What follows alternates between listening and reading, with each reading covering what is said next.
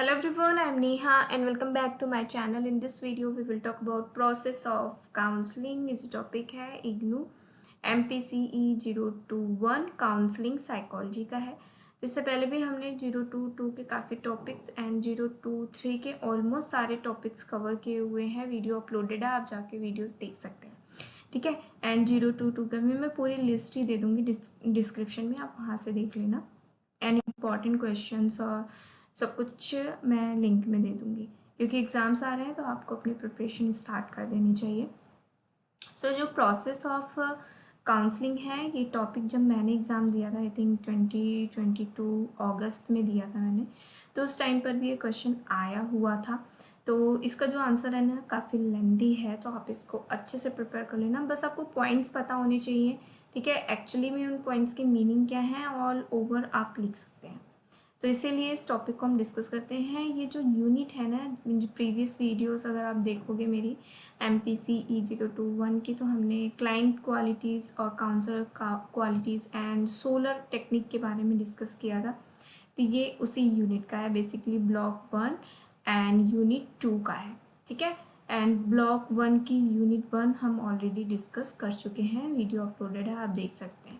सो topic start करने से पहले अगर मेरी वीडियो पसंद आए तो प्लीज़ लाइक कर देना, शेयर कर देना अपने बैचमेट्स के साथ, फ्रेंड्स के साथ। एंड अगर नए हैं तो प्लीज़ मेरे चैनल को सब्सक्राइब करना फॉर मोर वीडियोस। अगर आप लाइक शेयर एंड सब्सक्राइब करते हैं तो मुझे मोटिवेशन मिलता है ऐसे ही वीडियोस अपलोड करने का। So let's begin the topic. So basically आपको पता है जो प्रोसेस है काउंसलिंग का, उसमें एक तो काउंसलर होता है, ठीक है। एंड सेकंड कौन होता है, अगर इंडिविजुअल काउंसलिंग हो रही है 1 पर्सन की, तो उसमें एक क्लाइंट होता है, ठीक है। एंड अगर ग्रुप काउंसलिंग है तो ग्रुप्स में काफ़ी सारे लोग होते हैं, ठीक है। एंड कपल काउंसलिंग है तो उसमें कपल्स होते हैं, ठीक है। एंड इसी तरीके से काउंसलिंग में बेसिकली दो लोग होते हैं, ठीक है। एंड इसमें क्या होता है कि क्लाइंट एक स्पेसिफिक गोल लेकर आता है, क्योंकि उसी के जो स्पेसिफिक गोल को वो अचीव नहीं कर पा रहा है, उसको कुछ इश्यूज हो रहे हैं, डिसीजन मेकिंग नहीं हो पा रही है, तो उसके लिए वो काउंसलिंग के लिए आता है और उसी स्पेसिफिक गोल को जितना पॉसिबल हो सकता है जो काउंसलर है उसको अचीव करने में हेल्प करता है, किसके, क्लाइंट की, ठीक है। तो उसमें कुछ जो एक्सपीरियंसेस होते हैं क्लाइंट के वो नरेट करता है, अपनी प्रॉब्लम्स को नरेट करता है, और जो फोकस जो क्रिएट होती हैं उनके फियर से, ठीक है। कुछ फियर होते हैं जिसकी वजह से उनको प्रॉब्लम्स क्रिएट होती हैं, तो बेसिकली जो काउंसलर है उन गोल को असिस्ट करता है कि किस तरीके से वो उन फियर से रिमूव कर सकें अपने माइंड से, ठीक है। बेसिकली ये चीज़ होती है। तो कुछ टाइप के फियर हो सकते हैं, a fear of abandonment, a fear of rejection, a fear of not being enough से ओवरऑल होता है काउंसलिंग में, ठीक है। तो अब आते हैं काउंसलिंग प्रोसेस पे। तो प्रोसेस में क्या होता है कि जैसा कि मैंने स्टार्टिंग में बताया कि काउंसलिंग में क्या होता है कि can help client learn to make a better decision. कौन करता है, काउंसलर करता है, ठीक है। ओके जी। एंड काउंसलिंग के थ्रू क्या होता है कि can help improve personal skills, develop greater confidence in the person's academic और work performance, define career direction, जिसे वोकेशनल या एजुकेशनल काउंसलिंग कहते हैं। And acquire a near awareness and appreciation of the client's needs and those of the other people, ठीक है। ये points हो गए। और इसी के साथ साथ जो क्लाइंट है इम्प्रूव करता है अपनी कम्युनिकेशन को with a special person. Sometimes क्या होता है कि हम कम्युनिकेशन नहीं कर पाते हैं, और हम इम्प्रूव किस तरीके से करें अपने लव्ड वन के साथ, अपने स्पेशल वन के साथ, तो वो सारी चीज़ें भी इम्प्रूव होती है with the help of counselling. और इस्टेब्लिश होता है मोर मीनिंगफुल रिलेशनशिप और cope more effectively with feelings of depression और एंग्जाइटी, ठीक है। एनी पर्सनल एकेडमिक और करियर कंसर्न भी होते हैं जो एक्सप्लोर किए जाते हैं काउंसलिंग में। एंड जो काउंसलर है ऑफर करता है support and facilitation on the basis of the client has decided what he और शी फील्स, ठीक है। जो भी वो फील करता है, जो भी वो थिंकिंग है उसकी क्लाइंट की, उसी के बेसिस पे उसको सपोर्ट ऑफर किए जाते हैं, किसके थ्रू, काउंसलर के थ्रू। ठीक है, ओके जी।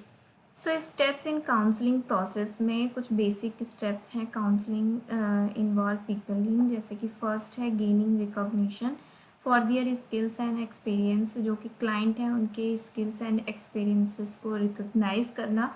ठीक है, बीइंग कन्फ्रंटेड का मतलब है कि जो क्लाइंट है उनको काउंसलर जो है चैलेंज करे कि वो अपने ओन प्राइवेट लॉजिक को दे, कंसिडर करें और उसको, उन लॉजिक को वो एग्जामिन करें, मीन्स के क्लाइंट एग्जामिन करें एंड रियलाइज करें कि किस में उनको चेंज करना है और उनके बिहेवियर को किस तरीके से चेंज करना है। ठीक है, री एक्सपीरियंसिंग, जो भी उनके प्रेजेंट या पास्ट के इवेंट है जिसकी वजह से उनका ये एक्सपीरियंसेस डेवलप हुए हैं, जिसकी वजह से उनको प्रॉब्लम हो रही है, तो उनको री एक्सपीरियंसिंग करवाना, जिससे कि जो उनकी इमोशनल फीलिंग्स हैं, इमोशंस हैं, वो रिलीज हो सकें। ठीक है, अब आते हैं स्टेजेस ऑफ काउंसलिंग प्रोसेस में। तो सबसे पहला है, बहुत इजी है ये पॉइंट्स, और इसमें कंसिस्ट किए जाते हैं 4 स्टेजेस। इसमें सबसे पहला है identify the need for counselling, जो भी जिस भी काउंसलिंग के लिए आए हैं क्लाइंट, उनकी नीड क्या है उसको आइडेंटिफाई करना, प्रिपेयर फॉर काउंसलिंग। ठीक है, कि किस तरीके से जो भी उनकी नीड है उसके अकॉर्डिंग प्रिपरेशन करना काउंसलिंग के लिए। ठीक है, एंड कंडक्ट करना काउंसलिंग के लिए, एंड उसके बाद फॉलो अप लेना, कि जो भी काउंसलिंग कंडक्ट की गई है उसका फॉलोअप लेना, कि उसको इवेल्युएट करना, डिस्कस करना क्लाइंट के साथ, ये सारे पॉइंट्स आते हैं फॉलोअप में। ठीक है, counselling process followed by counsellors. ठीक है, जो काउंसलिंग प्रोसेस होता है उसमें कुछ ऐसे पॉइंट्स होते हैं जो काउंसलर को फॉलो करने चाहिए। ठीक है, तो सबसे पहले स्टार्टिंग जब होती है काउंसलिंग की, तो उसमें क्या होता है, इनिशियल इंटरव्यू लिया जाता है, किसका, इंडिविजुअल क्लाइंट का। ठीक है, एंड उनके स्पेसिफिक इशू का। ठीक है, जिसके ऊपर डिपेंड होती है काउंसलिंग प्रोसेस। तो सबसे पहला पॉइंट है बैकग्राउंड इंफॉर्मेशन कलेक्शन, जो भी क्लाइंट है उसके बैकग्राउंड इंफॉर्मेशन को कलेक्ट करना, देन उनके उसके बाद आइडेंटिफिकेशन ऑफ कोर इशू, उनका कोर इशू क्या है, फिर केस को फॉर्मुलेट करना, केस हिस्ट्री जिस तरीके से बनाते हैं उस तरीके से उसको फॉर्मुलेट करना, goal setting for the therapeutic process, मतलब कि जो थेरेप्यूटिक प्रोसेस मतलब कि जो क्लाइंट है एंड जो काउंसलर है उनके बीच का रिलेशनशिप किस तरीके से क्रिएट हो और उनके गोल को वो अचीव करने में हेल्प करे। ठीक है, एंड फिफ्थ है इम्प्लीमेंटेशन ऑफ इंटरवेंशन, और उसके बाद इंटरवेंशंस को अप्लाई करना और उन इंटरवेंशंस को इवेल्युएट करना कि वो इफ़ेक्टिव हैं कि नहीं क्लाइंट के लिए, एंड देन क्लोजर करना। ये काउंसलर के लिए होता है। ठीक है, प्रोसेस होता है काउंसलिंग में। उसके बाद फिर जब इनिशियल इंटरव्यू हो जाता है जो अभी हमने डिस्कस किया, उसके बाद जो काउंसलर एंड क्लाइंट हैं वो डिसाइड करते हैं कि नो फर्दर काउंसलिंग, मीन्स कि आगे काउंसलिंग लेनी है या नहीं, या फिर एक ही सिटिंग में उनकी प्रॉब्लम सॉल्व हो जा रही है, फर्दर काउंसलिंग लेनी है या नहीं है। ठीक है, एंड अल्टरनेटिव सर्विसेज, मीन्स कि अल्टरनेटिव सर्विसेज प्रोवाइड करानी है, ये डिपेंड करता है इनिशियल इंटरव्यू पे, और उनकी जब उनके जो आइडेंटिफिकेशन होती है कोर इश्यूज को, उसके बाद ये डिसीजन लिया जाता है। ठीक है, उसी के बेसिस पे आगे प्रोसीड होता है क्या, काउंसलिंग। ठीक है, और समटाइम्स क्या होता है कि change does not happen quickly for most of us, क्योंकि कुछ वेरिएबल्स जो होते हैं वो इफेक्ट करते हैं। The length of treatment depend on a number of variables. ठीक है, जैसे कि सबसे पहला है कि the severity of the problem, मे भी बहुत हो सकता है कि जो क्लाइंट की प्रॉब्लम हो बहुत सीवियर हो, जिसकी वजह से उसमें चेंजेस नहीं आ रहे हैं।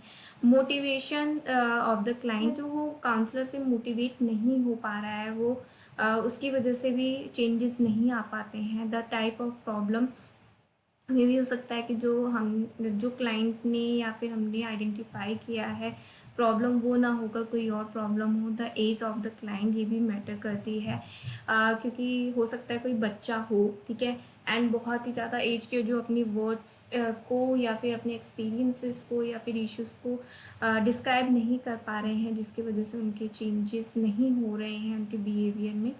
ठीक है। एंड नेक्स्ट है the more focused and limited the problem being adjust the shorter treatment can be. मे भी हो सकता है कि जो प्रॉब्लम है वो बहुत ही शॉर्ट है, लिमिटेड है, और उसके लिए बहुत ही शॉर्टर ट्रीटमेंट की ज़रूरत है। ठीक है। The more the treatment addressing healing emotional injuries the longer it is likely to take. Means कि हो सकता है कि जो इमोशनल इंजरीज़ हैं उसको हील करने में बहुत ही ज़्यादा टाइम लगे और बहुत ही ज़्यादा ट्रीटमेंट की उसको ज़रूरत पड़े, टाइम की बेसिकली नेसेसिटी हो। ठीक है। तो उसकी वजह से भी चेंजेस नहीं हो पाते हैं। ठीक है। अगर इन सब जो भी पॉइंट्स हमने डिस्कस किए हैं, एस्पेक्ट हमने डिस्कस किए हैं, इसमें अगर क्लाइंट डिससेटिस्फाई फील करता है तो वो काउंसलिंग सर्विसेज में तो क्या कर सकता है कि जो सीनियर काउंसलर हैं इन कंसर्न के बारे में डिस्कस कर सकते हैं। ठीक है। अब आते हैं next procedure in the counselling process. Counselling process में क्या प्रोसीजर होने चाहिए? तो सबसे पहला है establish a safe trusting environment. ये बहुत ही इंपॉर्टेंट होता है। ठीक है। एंड सेकंड है help the person put their concern into words. Means कि समटाइम्स क्या होता है कि जो क्लाइंट है वो अपनी बातों को नहीं बोल पाता है, तो उसमें हेल्प करता है कौन? काउंसलर। ठीक है। Active listening. एक्टिव लिसनिंग के लिए हमने सोलर टेक्निक के बारे में डिस्कस किया होगा, आपने प्रीवियस वीडियो देखी है। तो एंड बहुत सारे पॉइंट्स होते हैं जिसमें summarising, reflection, interpret, focus on feelings not events, ये सारे पॉइंट्स होते हैं जो एक्टिव लिसनिंग को प्रमोट करते हैं। ठीक है। ट्रांसफॉर्म प्रॉब्लम स्टेटमेंट इनटू गोल स्टेटमेंट। जैसे कि आई कांट को आई कैन में ट्रांसफॉर्म करना, इस तरीके के स्टेटमेंट को ट्रांसफॉर्म किया जाता है। एक्सप्लोर पॉसिबल अप्रोचेस टू गोल। ठीक है। जितने भी गोल होते हैं वो एक्सप्लोर किए जाते हैं प्रोसेस पॉसिबल गोल्स को अचीव करने के लिए। ठीक है। Help person choose one way towards goal. अब जितने भी हमने एक्सप्लोर किए हैं पॉसिबल अप्रोचेस, उसको उसमें से एक को हम चूज करना है गोल के लिए, एंड वहीं पर make a contract to fulfil the plan. अगर सारे वो जो फर्स्ट वे चूज किया गया है गोल को अचीव करने के लिए, अगर वो फुलफिल नहीं कर पाता है और to take the next step, वहाँ पर हम नेक्स्ट स्टेप लेते हैं। मीन्स कि नेक्स्ट अप्रोचेस को यूज़ करते हैं। ठीक है। एंड एट है summarise what he occurred, clarify, get verification. ठीक है। यहाँ पर वो पॉइंट्स को क्लैरिफाई किया जाता है, वेरिफिकेशन किया जाता है इन समरी में, इन शॉर्ट में। ठीक है। एंड उसके बाद लास्ट में फीडबैक लिया जाता है और कंफर्मेशन लिया जाता है कि जो भी काउंसलिंग है उससे जो क्लाइंट है वो सेटिस्फाइड है या नहीं है। ठीक है। So broadly 3 major stages in process can be consider as follow. सबसे पहला है डेवलपिंग अ रिलेशनशिप। किस तरीके से रिलेशनशिप होगा क्लाइंट एंड काउंसलर का। वर्किंग इन अ रिलेशनशिप, और किस तरीके से हम रिलेशनशिप में वर्क करेंगे। ठीक है। टर्मिनेटिंग अ रिलेशनशिप, और टर्मिनेट किस तरीके से रिलेशनशिप को करेंगे। बेसिकली तीनों पॉइंट जो रिलेशनशिप से रिलेटेड है between client and counsellor. And last वाला ये जो इम्पॉर्टेंट है बहुत ही, इंडिविजुअल भी एग्जाम से आया है एंड 10 मार्क्स के एग्जाम्स में आया है, मतलब कि लॉन्ग क्वेश्चंस में आया है ये। सो इसके बाद हम सबसे पहले डेवलपिंग अ रिलेशनशिप की बात करेंगे। तो किस तरीके से डेवलप करना है? तो सबसे पहले एक फाउंडेशन रखनी है ट्रस्ट की। इसके बाद स्टेब्लिश करना है एक स्ट्रक्चर कि किस तरीके से रिलेशनशिप को हम स्ट्रक्चर करेंगे या फॉर्म करेंगे। ठीक है। और फिर उसके बाद इन्फॉर्म कंसेंट प्रोसेस होता है जिसमें हम क्लाइंट को बताते हैं कि हम कौन कौन से स्टेप्स लेंगे, कौन कौन से प्रोसेस को फॉलो करेंगे। ठीक है। एग्रीमेंट होता है।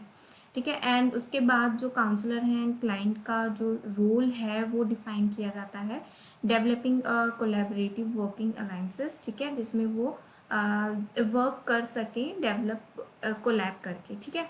एंड उसके बाद getting to know you, means कि इसमें किस तरीके से काउंसलर डेवलप कर सकता है रिलेशनशिप को। तो सबसे पहला पॉइंट यहाँ पे है कि developing rapport and building trust.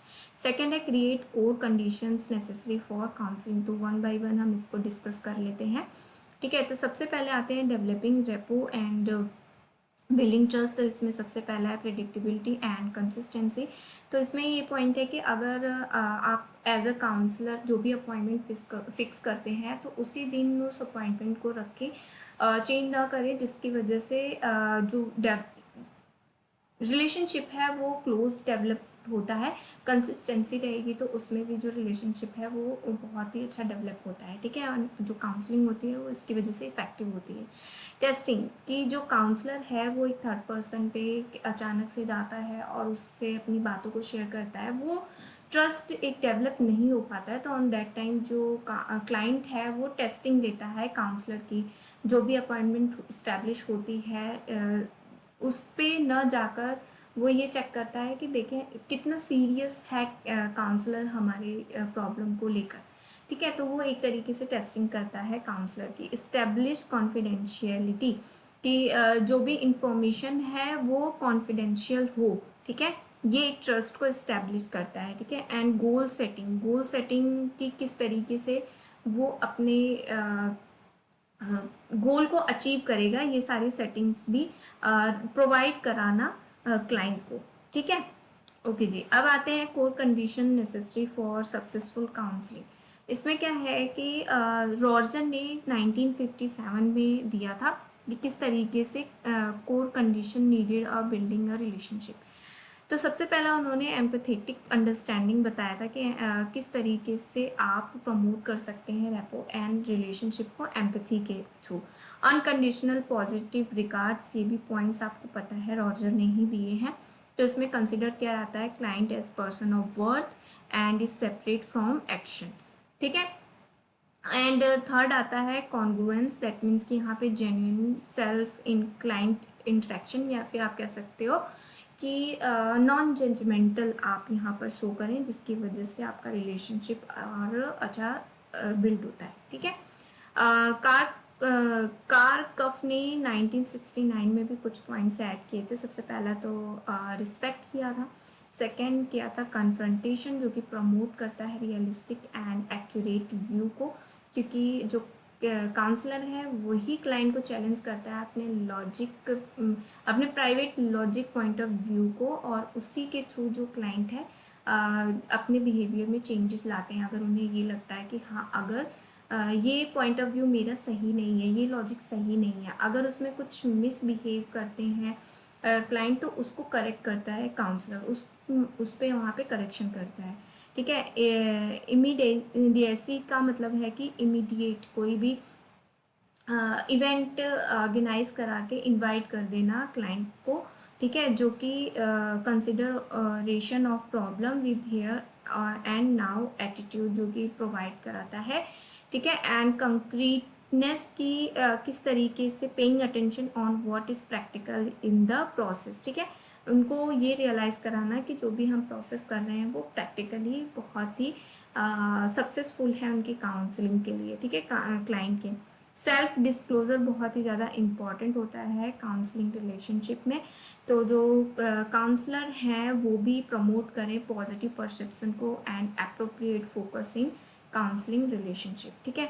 तो ये कोर कंडीशन होते हैं सक्सेसफुल काउंसलिंग के, और जो डेवलप करते हैं एक successful relationship between client and counsellor, ठीक है। अब नेक्स्ट आते हैं वर्किंग इन अ रिलेशनशिप, किस तरीके से हम वर्क कर सकते हैं relationship between counsellor and the client, जो कि सक्सेसफुल आउटकम में हेल्प करता है ऑफ एनी काउंसलिंग प्रोसेस में, ठीक है। सबसे पहले चेंजिंग परसेप्शन, परसेप्शन को चेंज किया जाता है क्लाइंट के, ठीक है। एंड लीडिंग मीन्स कि अगर हो सकता है कि जो परसेप्शन है उसमें बहुत सारे स्किल्स एंड एक्सपीरियंसेस की ज़रूरत पड़ती है काउंसलर को, तो उस जो ये जो प्रोसेस होता है ना, इसको लीडिंग के नाम से भी जाना जाता है, जो कि चेंज करता है परसेप्शन के किसके, क्लाइंट के, ठीक है। तो ये एक अच्छा रिलेशनशिप क्रिएट होता है। अगर काउंसलर इफेक्टिव होता है तभी तो रिलेशनशिप क्रिएट होगा, क्लोज होगा काउंसलर एंड क्लाइंट का, और कंटिन्यू होगा क्या, काउंसलिंग, ठीक है। एक्यूरेट एम्पैथी भी बहुत ही इम्पॉर्टेंट होती है। तो सबसे पहले दो तरीके के कंपोनेंट्स होते हैं एक्यूरेट एम्पैथी में। सबसे पहला पॉइंट है एम्पैथिक रेपो, जो क्लाइंट का वर्ड है वो किस तरीके से वर्ल्ड को देखता है, ठीक है, उसका अपना ओन परसेप्शन, वो अंडरस्टैंड करना काउंसलर के लिए बहुत ही ज़्यादा इम्पॉर्टेंट होता है, ठीक है। एंड सेकंड है कम्युनिकेटिव अटोनीमेंट, ठीक है, जिसमें वर्बली शेयरिंग की जाती है जिससे कि काउंसलर जो है वो क्लाइंट को समझ सके, ठीक है। सेल्फ डिस्क्लोजर, यहाँ पर जो काउंसलर है सेल्फ डिस्क्लोजर शो करता है क्लाइंट से, जिससे कि वो अपने जो क्लाइंट है वो ट्रस्ट कर सके और जो उनका रिलेशनशिप है वो क्लोज हो सके। पॉजिटिव रिगार्ड्स भी बहुत ही ज़्यादा इम्पॉर्टेंट होता है इन काउंसलिंग, ठीक है। यहाँ पर काउंसलर क्या करता है, पर्सनल रिएक्शंस को जैसे कि रिजेक्शन और ये सारे पॉइंट्स को शेयर करता है क्लाइंट से, ठीक है। एंड नेक्स्ट आते हैं रिस्पॉन्डिंग स्टाइल्स। बेसिकली रिस्पॉन्डिंग होती है, हेल्प करती है लोगों की वर्क थ्रू फीलिंग्स, फीलिंग्स में ही ज़्यादा वर्क करती है। हाउ वन रिस्पॉन्ड्स, किस तरीके से आप रिस्पॉन्ड कर रहे हैं, अगर कोई पर्सन आपके साथ अपनी फीलिंग्स को शेयर कर रहा है और आप किस तरीके से, अगर आपका माइंड कहीं आप बोर हो रहे हैं तो एक तरीके से उसके रिस्पॉन्स से ही समझ में आ जाता है, तो वो रिस्पॉन्डिंग स्टाइल्स इसके अंडर में आती है, जिसमें से सबसे पहला पॉइंट है अफेक्टिव रिस्पॉन्डिंग, जिसमें फोकस किया जाता है फीलिंग्स को। सेकंड है बिहेवियरल रिस्पॉन्डिंग, जिसमें एक्शंस एंड बिहेवियर पे फोकस किया जाता है, ठीक है। एंड थर्ड है कॉग्निटिव रिस्पॉन्ड, जिसमें थॉट्स एंड कॉग्निशन को फोकस किया जाता है, जिसमें काउंसलर है वो बैलेंस करते हैं these through out the session with the client, ठीक है। जो भी सेशंस चल रहे हैं उसमें फोकस किया जाता है, ठीक है। इमीडिएसी का मतलब ही है, आपको यहाँ पर टू टाइप्स की इमीडिएसी होती है। एक तो रिलेशनशिप इमीडिएसी होती है जिस बिटवीन क्लाइंट एंड काउंसलर, ठीक है। एंड सेकंड होती है here and now immediacy, focus on some particular event in the sessions की, कहीं पे पर्टिकुलर इवेंट्स में जो इनविटेशन की बात की थी उस तरीके की इमीडिएसी, ठीक है। ह्यूमर भी बहुत ज़्यादा इम्पॉर्टेंट होता है। कन्फ्रंटेशन की बात हम कर चुके हैं कि ये कोई स्किल्स नहीं होती है जो कि क्लाइंट को डाउन शो करे या फिर उनको ये बताए कि आप रॉन्ग हैं, बल्कि उनको इनविटेशन दिया जाता है कि वो अपने बिहेवियर पे वर्क कर सके और ग्रोथ, चेंज, हेल्दी फंक्शनिंग हो सके उनको, क्योंकि वो खुद से सोचेंगे तो वो बेटर तरीके से सोच पाएंगे अपने बारे में, जिसमें कि काउंसलर उनके अगर बिहेवियर में कुछ लॉजिक जो पॉइंट ऑफ व्यू होते हैं उसमें, जैसा कि मैंने बताया, अगर कुछ रॉन्ग होता है या अनहेल्दी नेगेटिव होता है तो उसको चेंज कर देते हैं या उनको बता देते हैं कि नहीं, ये चीज़ आप इस तरीके से सोच रहे हैं बल्कि इस तरीके से होनी चाहिए, ठीक है। ट्रांसफरेंस एंड काउंटर ट्रांसफरेंस में क्या होता है कि जो ट्रांसफरेंस का मतलब है कि क्लाइंट और काउंसलर का रिलेशनशिप, ठीक है, काउंसलर का रिलेशनशिप किस तरीके का है, ठीक है। और ये वहीं पर काउंटर ट्रांसफरेंट है कि काउंसलर और क्लाइंट के बीच का रिलेशनशिप ये शो करता है, ठीक है। तो उसी के बेसिस पे जो रिलेशनशिप है वो वर्क करते हैं, ओके। अब ये पॉइंट है लास्ट, टर्मिनेटिंग रिलेशनशिप। इसमें सबसे पहले क्या होता है कि जब एंड होता है ना काउंसलिंग का, तो उसमें रिलेशनशिप का भी एंड होता है, तो बेसिकली यही है। At successful termination is vital for well being of client as well as counsellor, ठीक है। Termination is the end of the professional relationship with the client when the session goals have been met. तो सबसे पहला point है timing of termination. जब client अपने behavioural, cognitive and effective goals को achieve कर लेता है तो वहाँ पर टर्मिनेशन रिलेशनशिप को यूज़ किया जाता है। सेकंड आते हैं रेसिस्टेंस टू टर्मिनेशन। यहाँ मतलब है कि ये भी हो सकता है कि जो क्लाइंट है वो नहीं चाहता है टर्मिनेटिंग हो, और फिर काउंसलर ऐसा चाहता है। जो ट्रांसफरेंस एंड काउंटर ट्रांसफरेंस की बात की हमने, में भी हो सकता है वो सिचुएशन हो, वो अपने जो इनसिक्योर हो जाते हैं अपने रिलेशनशिप को लेकर कि हम या फिर कभी नहीं मिल पाएंगे इस टाइप के, तो वहाँ पर प्रॉब्लम होती है, ठीक है। Something to process for counsellor this is and issues. इसका मतलब ये होता है कि यहाँ पर या तो क्लाइंट में कुछ इशू है प्रोसेस को लेकर, या फिर जो सुपरविज़न है क्लाइंट का उसमें कुछ इशू हो सकता है, ठीक है, जिसकी वजह से जो रिलेशनशिप है या फिर जो काउंसलिंग है वो एंड नहीं की जा सकती, टर्मिनेट नहीं की सकती। प्री मेच्योर टर्मिनेशन 3 तरीके के हो सकते हैं। एक तो होता है क्लाइंट जो है अपॉइंटमेंट लेना ही बंद कर दे। सेकंड है काउंसलर किसी वजह से अपॉइंटमेंट न ले। ठीक है, एंड थर्ड होता है रेफरल कि मे भी हो सकता है कुछ अदर इशू हो जो कि उसमें प्रोफेशनल ना हो काउंसलर, या फिर कोई सीवियर इशू हो जिसकी वजह से उन्हें रेफर किया जाता है, तो वहाँ पर प्री मेच्योर टर्मिनेशन होता है। लास्ट आते हैं फॉलोअप, मीन्स कि यहाँ पर क्लाइंट के साथ इवेल्युएशन किया जाता है, एक स्केड्यूल प्रिपेयर किया जाता है। इसमें इवेल्युएशन होता है, चेकिंग होती है, रिसर्च होता है जो भी उनके काउंसलिंग में हुआ है उसके बेसिस पे। ठीक है, and it needs to be schedule to as to not take the responsibility of change away from the client. ठीक है, ओके जी, ये थे प्रोसेस ऑफ काउंसलिंग। बहुत लेंदी पॉइंट है, टॉपिक है। बहुत सिंपल लैंग्वेज में मैंने इससे एक्सप्लेन करने की कोशिश की है। आई होप ये जो टॉपिक है आपको समझ में आ गया होगा। समझ में आ गया है तो प्लीज़ लाइक कर दें, शेयर कर दें और मेरे चैनल को सब्सक्राइब कर दें for more videos. So next video में मिलेंगे न्यू टॉपिक के साथ। तब तक मेरी वीडियोस को देखते रहिए, हैप्पी रहिए। Thanks for watching.